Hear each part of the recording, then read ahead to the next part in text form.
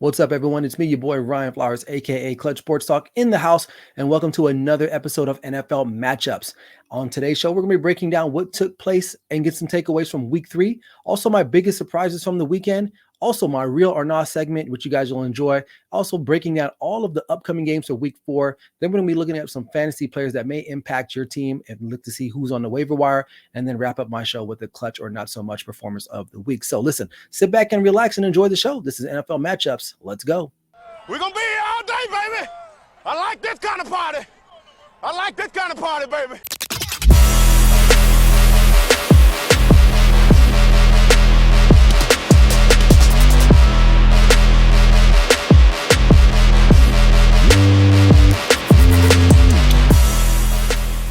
All right, welcome back in, everybody. Hope you guys are doing all right. Welcome to another episode of NFL Matchups. It's Week 4, but before we get into this video, make sure if you haven't subscribed to the Grid Network YouTube channel, do so now. We appreciate all of the subscriptions. It really means a lot. It really helps keep the channel going. So without further ado, let's get into it. So first topic or takeaway I want to talk about, the 49ers.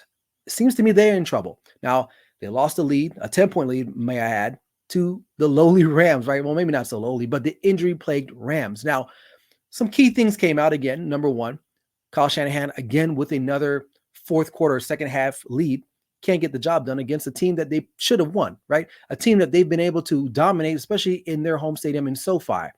It was a shocking loss for the 49ers.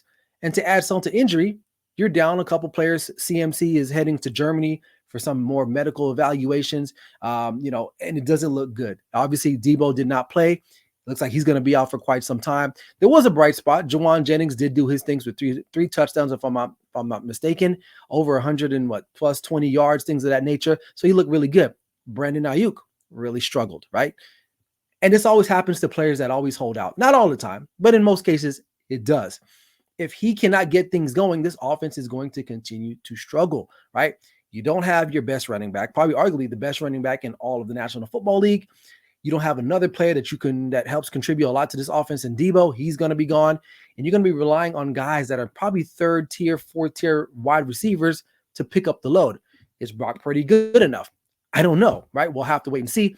Not saying he lost this game, but this is a time where you probably need that superstar quarterback to maybe take over a game, although they were winning the game. So I'm not going to throw this all on him. The biggest concern, though, is the defense. What happened to this defense? This team used to be so defensively sound that was their calling card. The way they got after the quarterback, obviously that's a cause for concern moving forward with this particular team. Now, it's not going to get easier, right? We don't know the extent of the injury for Christian McCaffrey, right? He's off to Germany, like I said before, looking for another medical evaluation, probably some stem cell treatment, whatever the case may be. And then when he does come back, how effective will he be, right? I know I made a video about this a couple weeks ago, about maybe less than about 2 weeks ago now. Wasn't concerned about this team. But after what took place on Sunday, I'm concerned. Number one, losing to an average opponent where you pretty much had won the game, but you let them come back in. Granted, the Rams aren't throwing to anyone. Tutu Atwell, some other no-name guys out there. The Ram offense in that second half really picked things up, and that defense was nowhere to be found. So for me, the biggest concern and why I feel like the Niners are in trouble is because of this defense. I think the offense is going to be okay. Kyle Shanahan will be able to scheme some things up, but the defense is what they were known for, is not holding up the end of that bargain. So if you're a 49ers fan, you have to kind of be looking at this a little worried. Hopefully, right? If you have a pulse, you would be worried because that type of loss is not good. And that's back-to-back weeks where you've been dominated. At least, I won't say dominated, but Minnesota dominated you. They were controlling their game against the Rams on Sunday, but they could not close it out. And that's a cause for concern, especially if you're going to try to compete for for a Super Bowl, not national championship, but a Super Bowl. So definitely some cause for concern for the 49ers. So I don't know. It's, again, you guys hear me say this all the time. It's a wait and see type of situation. But right now, it doesn't look that good for the 49ers. But can they right the ship? We'll have to wait and see. And my next takeaway from Week 3, it seems like the Chicago Bears and Caleb Williams just aren't on the same page. Now, they fell to the Colts this past weekend, a close loss, 21-16 on the road in Indianapolis. Now their record is 1-2. Caleb Williams did have a bright spot. He did throw for over 300 yards, 2 touchdowns, but he did throw 2 interceptions. The biggest concern is the sacks, right? He's been sacked 13 times in 3 weeks. That's a problem. Going into this offseason, a lot of people had the Bears high on their radar because of the talent that he was surrounded with. DJ Moore, Rome Odunze, Keenan Allen, right? DeAndre Swift. But it seems like it doesn't even matter because the kid can't stay upright. Now, he's still thinking he's back at USC, that he's playing Stanford on a Saturday night, but it doesn't matter because at the end of the day, he can't do the same things that he. So the days of him rolling around, scrambling, ad-libbing, it's just not going to work out for him all the time. And we've seen that. Now, a lot of it is the offensive line too. And that is a concern that wasn't really addressed in the offseason. At least we thought, right? Ryan Poles did a lot to kind of maybe play the shell game of getting some more talent outside, but up front they never did, right? So a lot of people questioned the Rome Odunze pick because there were a couple offensive linemen that were available that could probably help this guy stay upright. And so we're seeing that that's become an issue. Then the other thing, the coach. Matt Eberflus is probably ranked as probably one of the lowest valued coach within that division, right? And right now, it seems like him and his quarterback really can't get on the same page, and that's going to be a problem. And also the offensive coordinator, Shane Waldron, is under scrutiny himself because, look, you have all this talent around you, and you can't figure out to get the ball to these guys. Maybe some quick game, something. I don't know. But it seems like every time Caleb drops back, within seconds, he's under pressure, right? You figure maybe run some quicker routes, maybe dump off to the running back. I don't know, do something at this point because you can't just fix the offensive line miraculously overnight. It's going to take the offseason at some point. And the other note is that they can't run the ball effectively at all, right? You think they have DeAndre Swift, maybe they could do that, but maybe that's the reason why he's on his third team in the last couple of years or so, right? Because maybe he isn't that great of a running back. Maybe we're thinking of him of his days back when he was in college. So you put all these things together, right? The poor offensive line, the poor rushing attack, some of the ineffective play calling. Is it all on Caleb? No, it's not, right? In order for him to succeed, they put some pieces around him, but the main piece is the offensive line. And I don't think that's going to change. I think it's going to get harder and harder for him as time goes on. And Chicago Bears, although there was a lot of fanfare around this team in the offseason, they won the Super Bowl in regards to offseason news, right? With what they did. But in the end, they didn't really address what they needed to address, and that was their offensive line. So Chicago, I'm not gonna really count them out as far as being competitive this season. I mean, they've been competitive. It's just that their quarterback really hasn't gotten it going. Why? Because he can't stay upright for 2 seconds before getting thrown to the ground. So, Chicago Bears, you're definitely in a very vulnerable spot right now, but we'll see how Caleb and the rest of this team reacts as they head into week 4. In my last takeaway for week 3, I have to talk about the Dallas Cowboys. As a fan or former fan of this team, it can be a little bit frustrating, especially for you current fans. Now, they lost again to the Baltimore Ravens, and the biggest thing that really stood out is how overmatched they are, especially on defense. Now, this is supposed to be the highlighted unit of this particular team, and obviously they've just been outgunned and outmanned and overmatched in the last 2 weeks, right? Both teams, the Saints and the Ravens, came into Dallas and ran roughshod over this team. Now, I'm not sure if it's a combination of scheme. Is it the coach Mike Zimmerman, or they just don't have the tools or the resources or the players that they need to be a formidable defense. Now, this has been the blueprint to beat the Cowboys over the last 5 seasons, at least that I can remember, is that you can run on them, right? We get it. Micah Parsons, elite pass rusher. We get that. Trayvon Diggs, great at the ball, right? Intercepts so many passes. They're down to Ron Bland, who also was a pick 6 machine last year. But none of these things matter because you cannot stop the run, right? And I know what the Cowboys want to do. They want to play from in front, and therefore they can get after it because why? They have elite pass rushers as a DeMarcus. Well, maybe not so much elite anymore, but they have pass rushers such as DeMarcus Lawrence. They have an elite pass rusher in Micah Parsons, right? But when you're playing from behind, guess what?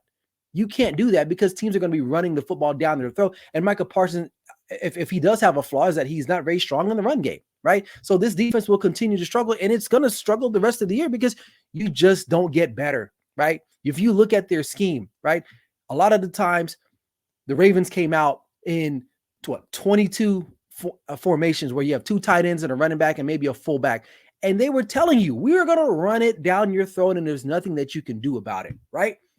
And so what can you do, right? They're overmatched. Mozzie Smith is a bust. I don't care what people say, right? I followed the Cowboys long enough. When they drafted that kid, he is a bust. He's not stopping him. He's not stopping the run. They go out and get Linval Joseph, who probably used to be good a couple years ago, right? He's a bum. Another guy that they got, Phillips, he's terrible too. And these guys are both, 300 pounds plus, and they don't move the way they used to move. So they thought that they were doing something, but why? Because Jerry and his bargain basement shopping skills, this is what he does, right? Instead of actually going out and getting real players, real talent, this is what he elects to do, right? Discipline problems. This past weekend, 6 penalties, right? Lack of focus, lack of discipline. This is common within Mike McCarthy teams, at least here in Dallas, right? Doesn't matter about the late comeback effort because it doesn't, that score 28-25 doesn't really do it justice, right? The Ravens kind of let their foot off the gas and allowed the Cowboys to come back. This loss was not on Dak Prescott, as you guys saw a clip that I had earlier this week. It's really on the defense and the inability for Jerry Jones to pick the right players. They've struggled lately in the draft, right? Guys like Mozzie Smith that haven't panned out, right? Not going into free agency and getting the right guys, right? Making comments about, oh, we couldn't afford King Henry or Derrick Henry, right? You can afford what you want to afford. I get it. There's a salary cap in the National Football League. And I know some of you watching maybe don't understand that. Or some of you in the comments may say, oh, well, there's a cap and blah, blah, blah, blah, blah. Other teams are out there wheeling and dealing, and the Cowboys remain to be one of those teams. They're not one of those teams. So therefore, they're going to continue to struggle. That's why I'm off their bandwagon, right? I'm off the ship. And I know Dak said it. He's like, jump off now if you want to. Well, guess what, Dak? I've been jumped off. I careened myself off the ship because this team is not going anywhere anytime soon. And guess what? They had to pay Dak this season, extend him. They paid CeeDee Lamb. You're going to have to pay Micah Parsons again, or he's up for a payment too. So it's not going to get any better for him. And Jerry, he likes his guys. Whatever it is with him, you bring back Zeke. Oh, Cowboys Nation. Oh, we got Zeke back. Zeke is not a good running back anymore, folks. He is past his prime. He is washed. So it all starts with Jerry Jones, and this team is going to continue to be overmatched. Like, they got an easy game coming up, and we'll talk about that later on in the show with the Giants on Thursday night. But listen, don't look at this game and say, oh, this is going to be an easy one. You never know with the Cowboys. But if they're going to get right, it's going to have to be this Thursday night. But there are bigger problems with this team moving forward. I don't see this team as a playoff contender at all at this point. And I'm just keeping it real. I'll leave it at that. All right, moving on. Let's talk about one of my 3 surprises from this past weekend. I got to start with the Minnesota Vikings. On my NFL wake-up show that was live, I listed them as a pretender, but I did say if they went out and did what they needed to do against the Texans, I would elevate them, and they are a contender now. So I was wrong. Like, listen, I didn't think that they had it in them, but they, out of all the teams that I talked about this past Sunday, they were the ones that really stepped up to the plate. And not only did they win that game, they dominated. Sam Darnold is an early contender for MVP. I believe he's leading the league in touchdowns from the quarterback position. And I want to give him some praise too, but I got to talk about Brian Flores and this aggressive style defense. They're getting after the quarterback, right? We knew the Texans had a really good pass rush, but didn't really show up that much, right? Against the Minnesota Vikings. Sam Darnold had time to throw back there. He was getting the ball, moving it effectively, getting it to Justin Jefferson. And now they're not only one of the best teams in the NFC North, but one of the best teams right now, as of now, in the National Football League, or in the NFC at least, right? I love the way that they've been able to take their scheme, it's defensively, and just be so aggressive, mix things up, confuse quarterbacks, right? And even in pass coverage, they're really solid there too. Adding Stephon Gilmore was a big plus, big plus. You can't tell me Dallas isn't missing him right now, right? But again, Jerry can't afford people. Okay, whatever. I'll leave off on that. But surprisingly enough, the Minnesota Vikings have been playing really well the first couple weeks, especially, you replaced everything, right? This team was kind of like in a weird scenario, a weird limbo where Kirk Cousins leaves. You draft J.J. McCarthy, who gets hurt. And then you're like, well, we got Sam Darnold. A lot of people, not myself, I really thought Sam Darnold walked into a really good situation, right? We all know the exploits of what happened with Sam Darnold. He got drafted by the Jets, which was a dumpster fire, right? bounces around, goes to Carolina, right? We all know what Carolina is about, right? Then he somehow lands up or ends up in San Francisco, learns under Kyle Shanahan, didn't really play a lot because Brock Purdy was doing his thing, but just taking that time to be over there, I really felt like it helped improve him. And then you come over to the Vikings and their coach is phenomenal too. And now you're really seeing Sam Darnold. He showed a lot of toughness coming back into that game Sunday, show a lot of grit. And the 4 touchdowns that he threw were just really good plays.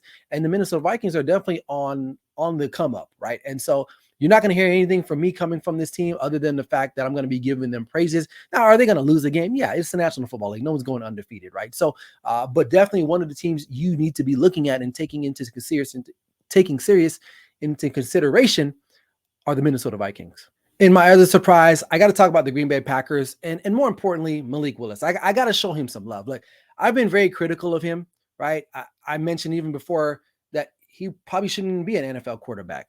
Now, granted, is he that great? No, he isn't. But I got to give him his props. I'm going to give him his flowers, right? So, but I will say Matt LaFleur has definitely conjured up a great offensive scheme to help assist his backup quarterback until Jordan Love comes back, who will be back hopefully this upcoming week against the Minnesota Vikings. Now, and the crazy thing about this is that Malik Willis has probably only been in Green Bay for about a month. He had a chance to play his former team, and he looked better than the guy that they picked to replace him. Will Levis is terrible, right? But Malik Willis did his thing. He did just enough to not lose the game, not necessarily win, but not to lose the game. They still relied heavily on the run game, and they played really good defense. And so I was surprised that I'm not surprised that they won, but I'm more surprised that Malik Willis actually does look like a very functioning quarterback in the National Football League. And a lot has to go with the team that he's on per se. And so shout out to him, honestly. I mean, I'll admit when I'm wrong. I was wrong about the Vikings not being a contender. And I'll be out here and saying that Malik Willis can function in an NFL offense if given the right opportunity and paired with the right coach. Apparently that wasn't happening in Tennessee. He comes to Green Bay, gets inserted or literally second week into the season. Now he's 2-0. He's done his job as the backup, and he can clear the way now for Jordan Love in a very important battle event against the Minnesota Vikings. So shout out to him. So Green Bay Packers was another surprise for me in week 3. And then my final surprise for week 3 of the National Football League, I got to shout out the Denver Broncos and Bo Nix, who had a really great performance. He threw for 216 yards on 36 attempts and rushed for a touchdown. The defense looked really good, but the offense got off to a very strong start, and then the defense just kind of stifled Tampa Bay all day long. I did not think this was going to happen, so that's why it was a surprise. I think we all had Tampa Bay because Tampa Bay had looked like a contender, and, they probably still are, but this is one of those games where you feel like Denver's been reeling. They haven't really played well, right? They got to travel all the way to Tampa Bay, right? And then play you guys. And then you guys you lay an egg. So, but I don't want to take anything away from Tampa Bay, or excuse me, from Bo Nix and Denver Broncos. Maybe Sean Payton has figured out what Bo Nix can really do. Because, Sean Payton's been under scrutiny himself, right? In the last couple of weeks or last year or so because of what he could not get done with Russell Wilson. And a lot of it is probably 50-50. Maybe Russell Wilson was kind of like washed, right? And then maybe Sean Payton didn't really know how to coach in the modern era of football, right? So, but maybe he can figure out with his young quarterback. But it was a surprise that not only was it surprising that they won, it's the fact how they won that game. They literally shut down Tampa Bay. They literally did. Baker Mayfield couldn't go anywhere with the ball. That defense really came to play, and they stifled them all day long. So we'll have to wait and see what happens with them going into next week. But definitely a surprise. Did not expect the Denver Broncos. But Bo Nix really had a really good game, and we'll have to wait and see what happens with him next week. Okay, let's get into my next segment of the show. We want to talk about some statements. I'm going to throw some things out there. And is it real or nah? Right? So first, we'll start with New England. And we all saw what they did Thursday night or what they didn't do Thursday night. But the question is it time or should the New England Patriots start Drake May? Is it real or not? So we all know the current situation. Jacoby Brissett is the quarterback. They can't protect. I mean, literally, he snaps the ball. It doesn't look good. And then Drake May gets thrown in late in the game during garbage time, and he gets sacked, I think, twice, right? You got to look at it two ways, right? Number one, in the short term, should they start him and get him some experience? It's a possibility, right? But long term, if you start this young man and he just gets pummeled, right? will that affect his confidence? And quite frankly, it probably will, right? We all know why Jacoby Brissett was named a starter. It wasn't because he was just overwhelmingly just better than Drake May. It's the fact that he's just there as a piece of meat to be offered up to the football gods to get slaughtered. And they don't want that to happen to Drake May. This offense is not going anywhere anytime soon. They have no real number one threat. They have no running game whatsoever to speak, and the offensive line just can't simply protect. And you don't want to throw out your top quarterback or your young quarterback that you just recently drafted to the Wolves like that. So should they start him, real or not? I will say nah, because you don't want this kid to go into the tank early. Now, at some point, he's going to have to play. And as an organization, the Patriots are going to have to surround him with talent. It's not going to happen this year, but I know for a fact he's going to play at some point this year. It has to happen. You just hope that he doesn't get knocked around too much to the point where his confidence is shaken. But to answer the question, is it real or not? Nah, you shouldn't start Drake May at this point. All right, moving right along. Let's talk about, is it real or nah? Has Bryce Young started his final game for the Carolina Panthers? So let's just kind of break this all down, right? So Andy Dalton got the start this past weekend against the Raiders, threw for over 300 yards, 3 touchdowns, looked phenomenal. Basically took the same offense that Bryce Young was using the first 2 games and looked phenomenal, right? Is he the long-term resolution for this team? Probably not. But I will say this. I think it is the last time. So I would say, yes, this is real. I think Bryce Young may need to request a trade. I don't think I'm not going to say he belongs in the NFL, but maybe he belongs to be on a team that'll set him up for success a little bit better than the Carolina Panthers. I'll say that.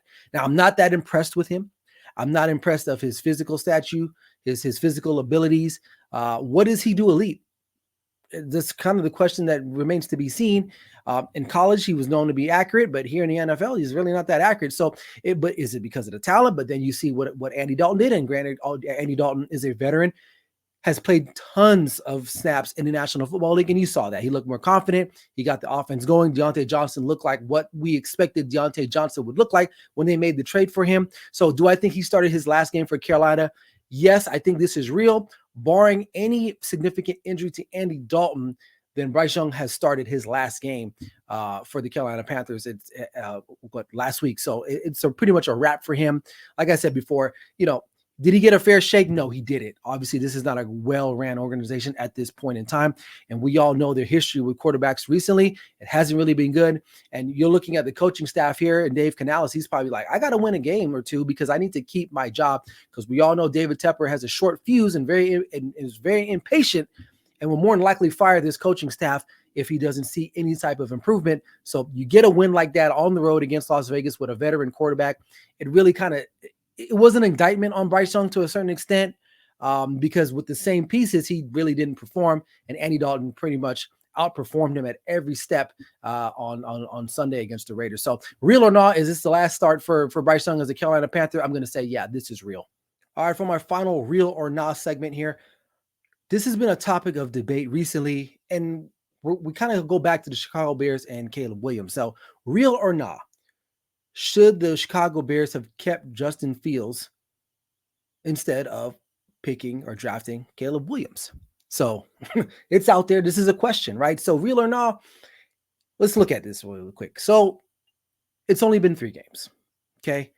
It's only been 3 games. Justin Fields is looking pretty steady right now in his new digs there in Pittsburgh. Caleb Williams has struggled. Obviously, we talked about it at the top of the show. Time will tell, right? But I would say this. The Chicago Bears, even though they went out and got some talent outside, they added DJ Moore, last year, right? You drafted Roma Dunze, you got Keenan Allen, you got some pieces there, but they still did not address, which I spoke about this earlier. They did not address the offensive line really, or not enough. Okay. But before we can make this decision about should they have let Justin Fields go and drafted Caleb Williams, I'm going to say nah. Because even though Justin Fields is having some success right now, and I'm glad for him, I like what he did last week or this past week, in that win to improve them to 3-0. I don't think he has the talent or the skill set as Caleb Williams, right? Caleb Williams does have a skill set. He has a certain talent that Justin Fields doesn't have, and that's throwing the ball. Justin Fields is more of a running quarterback, where Caleb Williams, he will run. He runs off script. He likes to get outside the pocket, but I think he's more of a willing passer than Justin Fields. And I feel like if the Chicago Bears can shore up their offensive line, hopefully here in the next offseason or so, or something miraculous happens where, you know, he's looking better, I think there is some hope for him. Is he a bust at this point? No, I still think it's early. He's definitely has his struggles for sure. Um, and there are concerns for me too as well, but I think it's still too young to decide or whether or not the Bears really miss out on keeping Justin Fields rather than drafting Caleb Williams. So is it real or not? Should they have kept Justin Fields over Caleb Williams? I'm going to say nah. I really feel like the time, it's still too early to tell. There's some things that needs to happen as far as play calling. That's a big factor in what's happening there. And they need to develop him a little bit more. They need to give him some more time, more protection to see if he can get those guys, those talented wide receivers and skill players that he has on the Chicago Bears, the football and create. So, I mean, he threw for 300 yards in the last game, but it was kind of like, in a losing effort. And Justin Fields, it doesn't make matters any better that he's winning games right now. So, but it's still too early to tell. What I'll say this. Will the Bears have the last laugh? There's a good chance because I still think Caleb Williams has a better skill set than Justin Fields as a quarterback at this particular point. So I'm going to say nah in this particular one. Okay, let's look at some early matchups here going into week 4. We start this Thursday night. The Dallas Cowboys are reeling after back-to-back home losses against the Saints and the Ravens. They're looking to get things right on the road at MetLife Stadium against the New York Giants.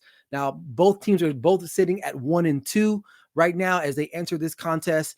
Despite having the same record, I think we all can agree the Cowboys should be favored in this game overwhelmingly, especially given their past history against this particular team. Dak Prescott is phenomenal against the Giants.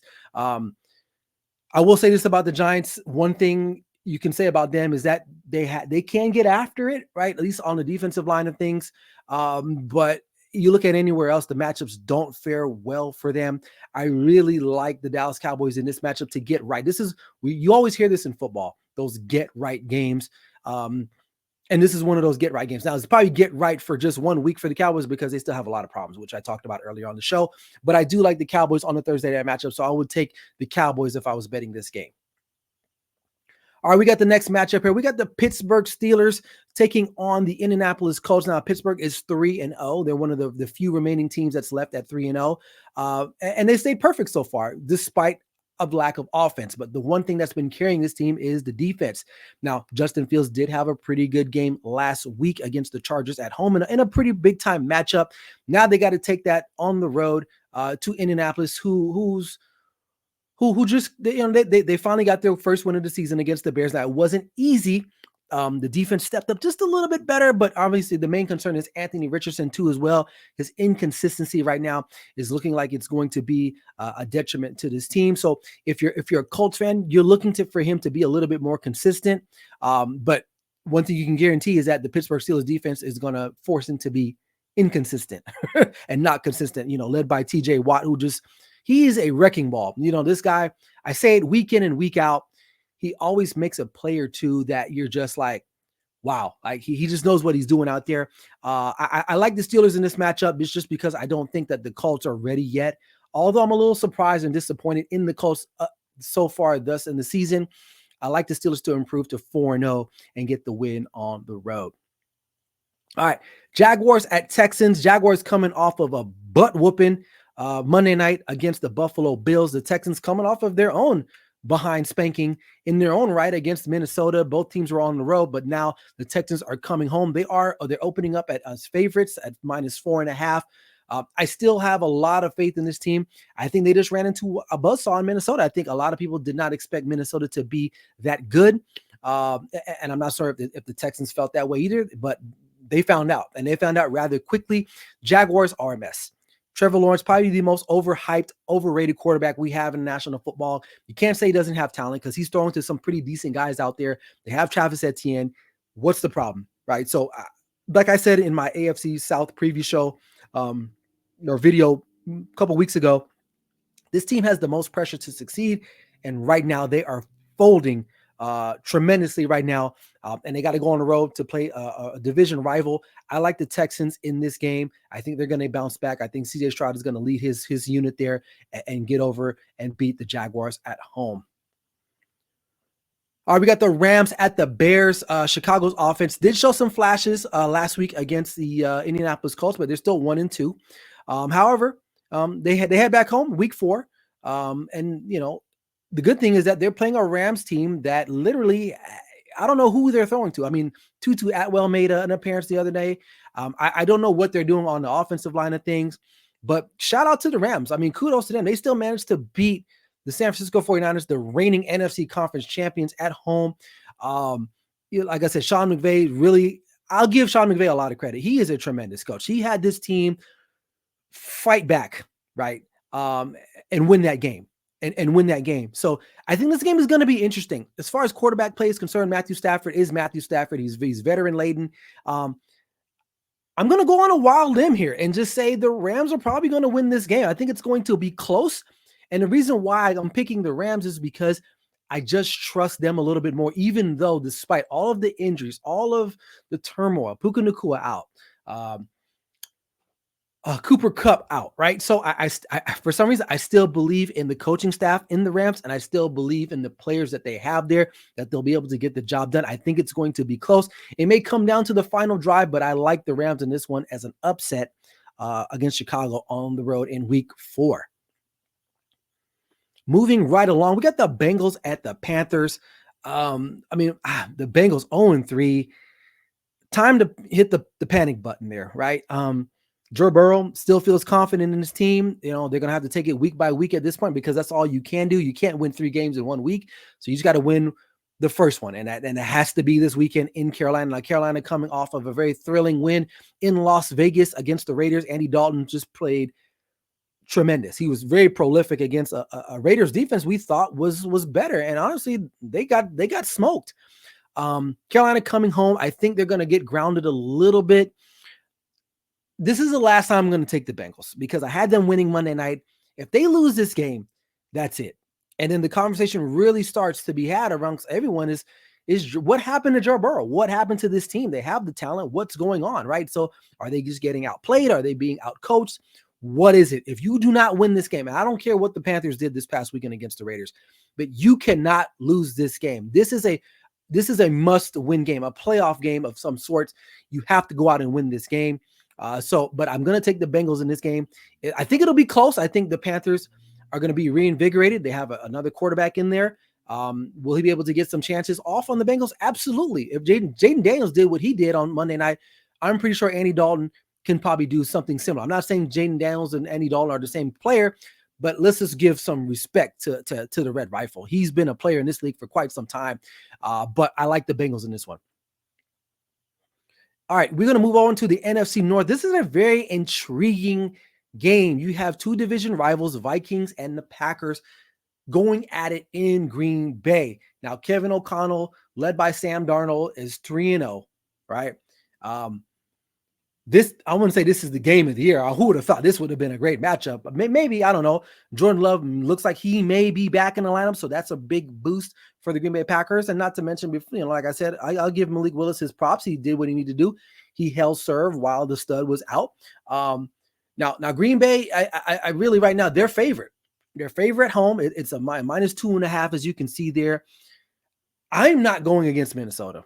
I'm just not. Now they have a home test. Now, granted, Minnesota really 2 good wins, right? You got Texans last week or this week, and then the 49ers. Those were both at home. Now you got to go on the road now in a place where you haven't had a lot of success.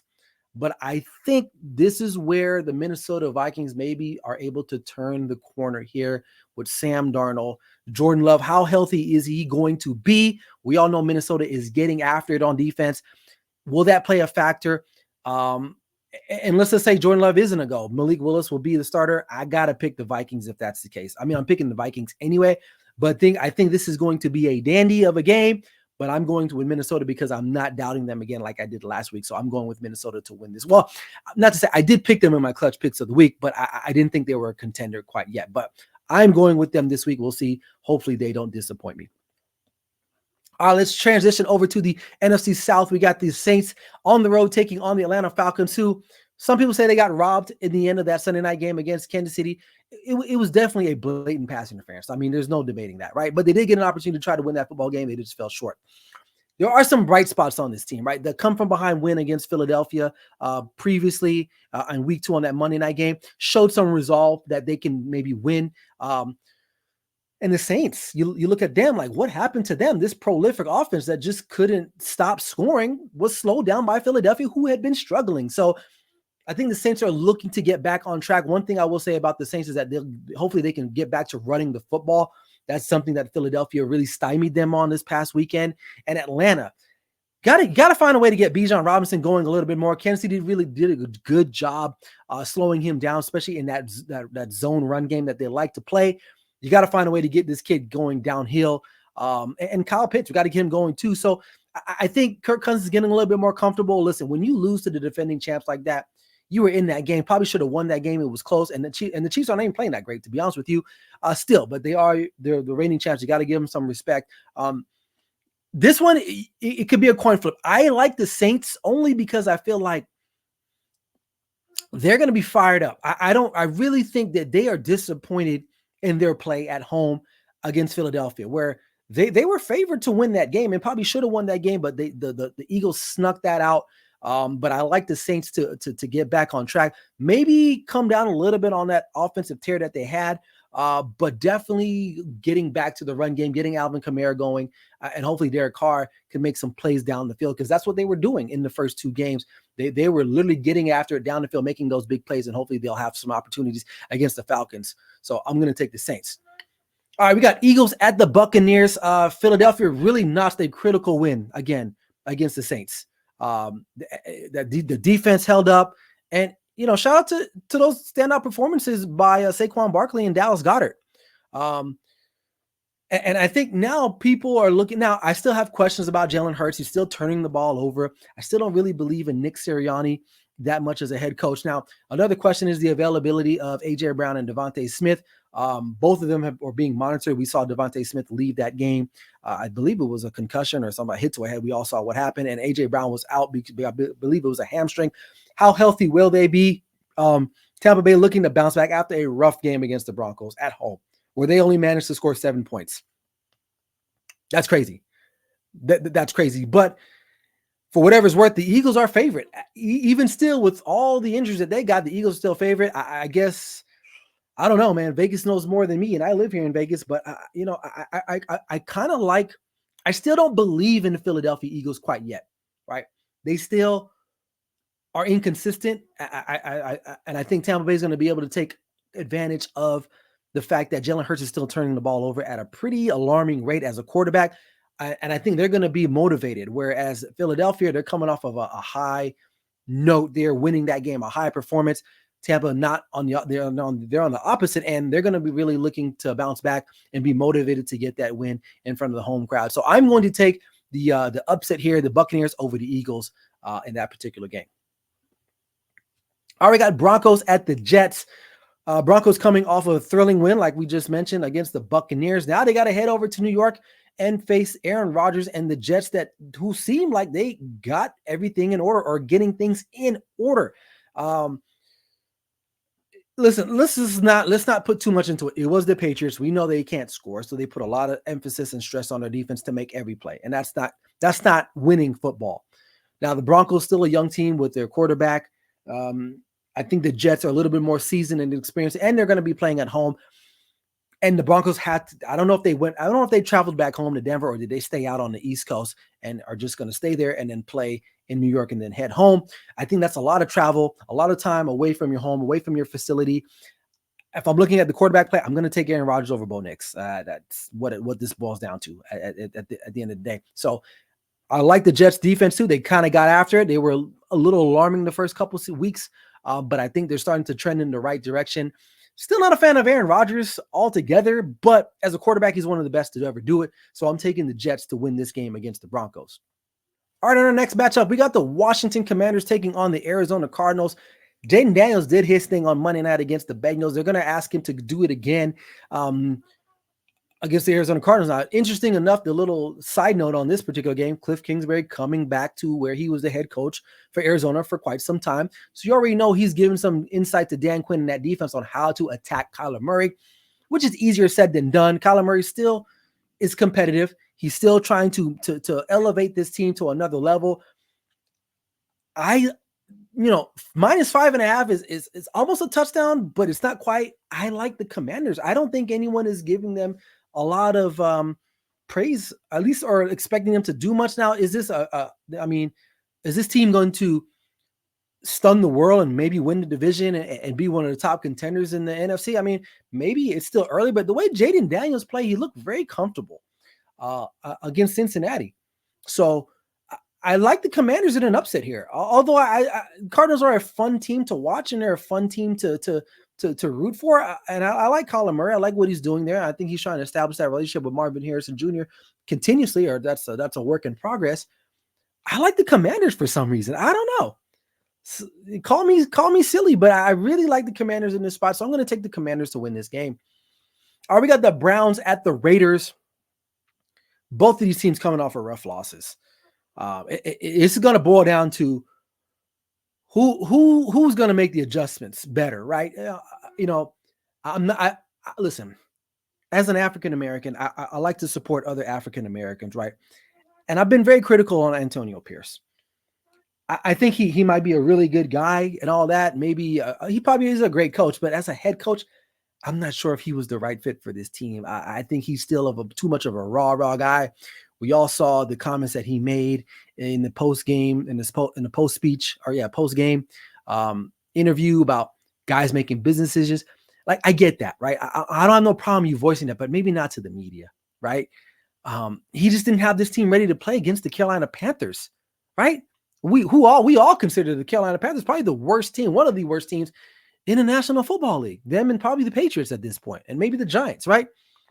But you can't lose a game like that. And I don't think he had his team ready. And you can call guys out if you want to, but I don't think he had his guys ready for that game. And you look at Cleveland, same thing with them. It's like, man, what are you guys doing losing to the Giants? So this is a very pivotal game for both of these clubs, right? They're both 1-2, if I'm not mistaken, going into this game.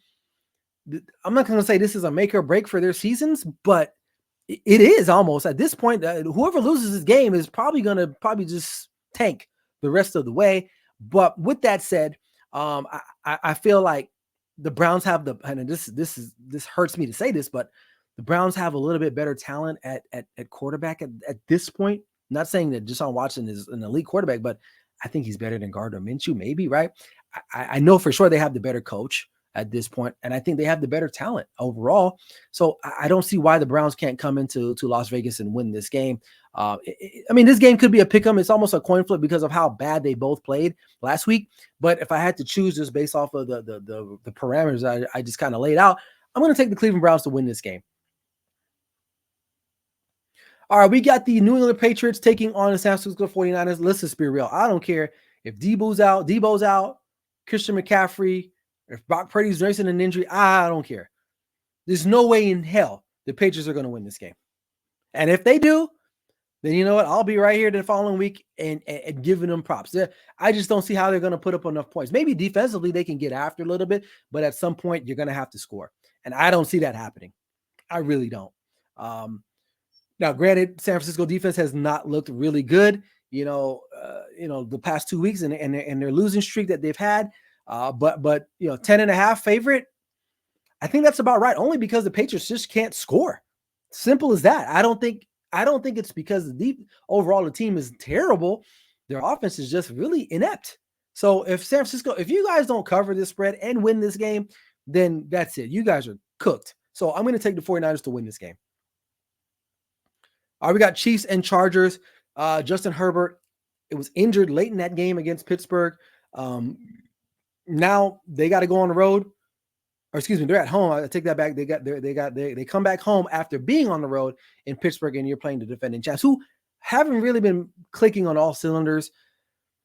But man, as bad as they played, are good. They haven't played good.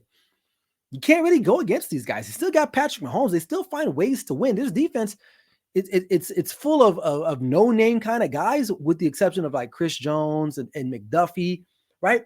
But they still manage to win football games, and I think that's what it's really about. There's no style points. You don't get extra points in the wins and loss columns for how you win. It's not college football.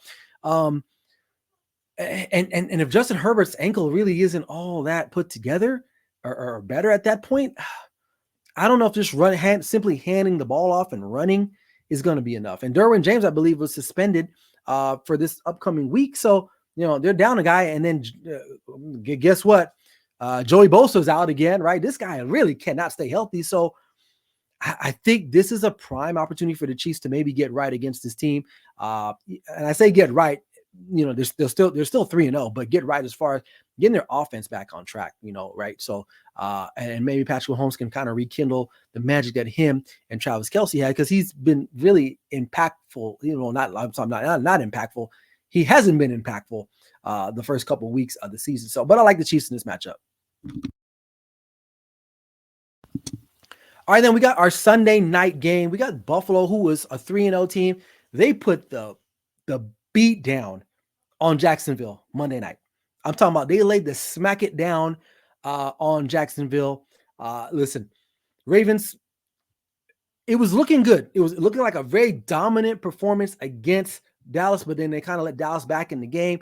That 28-25 score does not really reflect how that game was really played. It doesn't really give it justice. So, listen, Josh Allen is probably the leading candidate for MVP, right? Let me know in the comments if you agree with that or not. But maybe I'm crazy, but I'm not going against him. I'm not, and I don't care if the Ravens are at home. I still feel like the Ravens are still missing something. Now, they did attack Dallas, but the way you're supposed to attack Dallas, you run the football. Will they be able to do this against the Bills? I don't know. I think the Bills are going to be way more prepared than the Dallas Cowboys were. I think this is going to be a close game. It might go a little bit back and forth, but I'm going to take the Bills to win this game. I'm not going against Josh Allen. I'm getting on the bandwagon for Josh Allen. I really hadn't been a Josh Allen fan, but what I'm seeing him do in the first 2 weeks, just literally take over the team and do his thing, I got to respect that. So I really like Buffalo in that particular game. I think it'll be close. It might be whoever has the ball last will win that game, but I like Buffalo.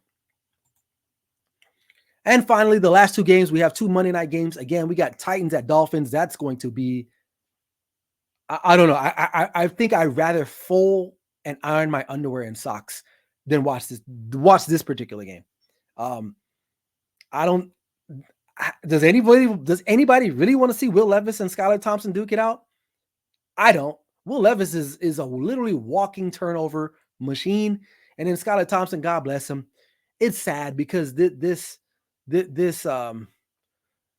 offense under him it's terrible. Jalen Waddle and Tyreek Hill are just literally non-existent. Now, Skylar Thompson is dealing with an injury himself that he sustained, I believe, is a chest injury. So we don't know. Is he going to be a go? So like they're going to be down to their third string quarterback at that point, whoever the hell that is. I don't know, man. Titans, I think the Titans might be in a better situation. At least they have their starting quarterback. So Titans, if you don't win this game, and I know Miami's still favorite, which I don't know how, maybe because they're home, but this is not the matchup that anyone wants to see. I think if we had a fan vote, if they can flex out of this game, I think we would all be like, yes, let's flex out of this game. But they're going to play the game either way. But there is no clarity on the Dolphins quarterback situation. I'm going to take the Titans in an upset as the road dog in this game to get the win. Will Levis I guarantee, is still going to turn the ball over, but I think they're just going to have a little bit more offense than the Miami Dolphins, because if you're down to your third string quarterback in Miami, it doesn't matter if you got Tyreek Hill or Jalen Waddle, because the person delivering the ball ain't going to be good enough. So I'm going to take the Titans in that one. And then for the final game of the week, we got the Seattle Seahawks on the road taking on the Detroit Lions. This one I am up for. I don't mind watching this game. You got Seattle, who's 3-0, right? Lions, pretty good win in the desert against Arizona. They're at 2-1. Still, this is another spot for the Lions again to show that, hey, you know what? Last year wasn't a fluke. You've got a team that's doing good right now, that's coming into your house. They struggled against the Rams. They lost to Tampa Bay the week before. And they look pretty solid against Arizona. So maybe they're figuring some things out there. Seattle, this is probably their first test of the year, right? Playing New England and Denver, that's not really anything that you want to write home about, right? So this is your first test against a playoff team to really test your mettle. So this can be a springboard for Seattle, or the opposite for Detroit, where if you lose this game, now we're like looking at you guys like, are you guys even going to win the division, right? With Minnesota playing the way they are and Green Bay getting healthy if Jordan Love returns or when he does return. So if I had to pick this game, this one's close. Detroit is favorite.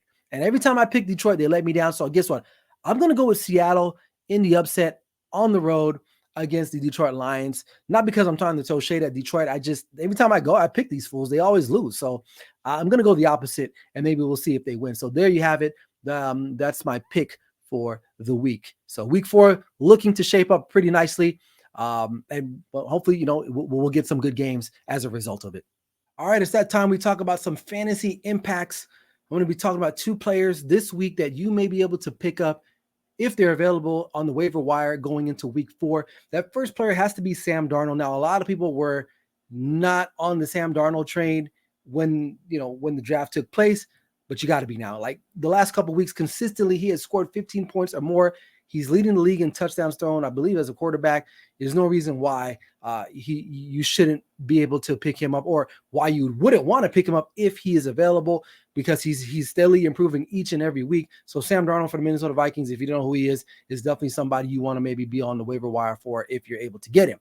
The other player, Jawan Jennings for the San Francisco 49ers. We all know Debo is out for quite some time. Christian McCaffrey might be out sometime, or he is out. He is going to be out. So why not? We saw what he did this past week against the Rams, 175 yards. 2 or 3 touchdowns, if I'm not mistaken. And I think his workload is going to ramp up even a little bit more, especially while those guys are still on the injury reserve list. So if he's available, those are the 2 guys I would probably be on the lookout for if they're available in your league. So there you have it. Those are my 2 fantasy impact players that may be available on the waiver wire in your particular league. Okay, before we get out of here, I got to talk about my clutch or not so much performers for week 3 before we wrap up today's show. Listen, Justin Fields did his job against the Chargers, right? He accounted for a couple touchdowns there, threw the ball pretty well, over 225 yards. So clutch performance for him, helping the Pittsburgh Steelers win that game. Saquon Barkley, again, he's always on this list, or close to it. At least last week he was against the Saints. He helped kind of break that game away for them. Right. So, Saquon Barkley, got to give him a shout out, even though he's an Eagle.